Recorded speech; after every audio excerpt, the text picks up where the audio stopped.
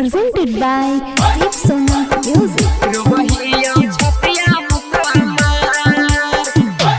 DJ Kanchan Raj, Muzaffarpur. पियावा के संग है जनुआ हो गे फरार गे जाई के ससुरवा भूली गेनी हमर प्यार गे रोबहियो छतिया मुकवा मार गे कजली रोबहियो छतिया मुकवा मार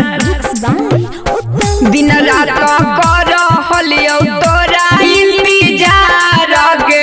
रतिया भर जाग हलियो नदिया किनार गे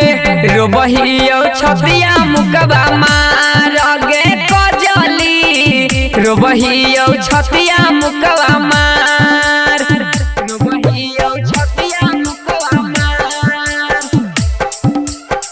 रोबहियो छतिया मुकवा मार DJ Kanchan Raj, Muzaffarpur.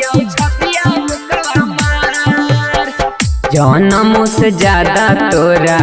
प्यार हम कैलियो तोरे चलते घरवा में जान गे पिटलियो जनमों से ज्यादा तोरा प्यार हम कैलियो तोरे चलते घरवा में जान गे पिटलियो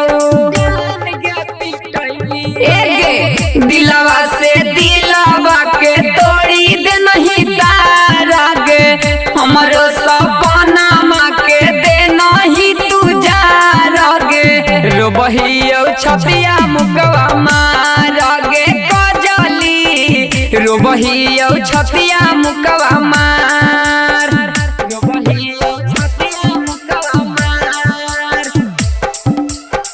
रोबहियो छतिया मुकवा मार DJ Kanchan Raj, Muzaffarpur. जो जान खुश रही पिया घर जाके उत्तम करे मीरा रोशनवा के भुला के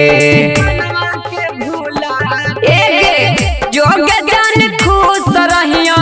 पिया घर जाके उत्तम करे मिया रोशनवा के भुला के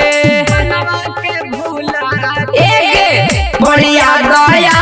जहिया हनी तू कुमार गे गोबर सिंह रोबो छौड़ी नैना लरवा ढार गे रोबहियो छतिया मुकवा मार गे कजली रोबहियो छतिया मुकवा मार Presented by Shiv Sona Music.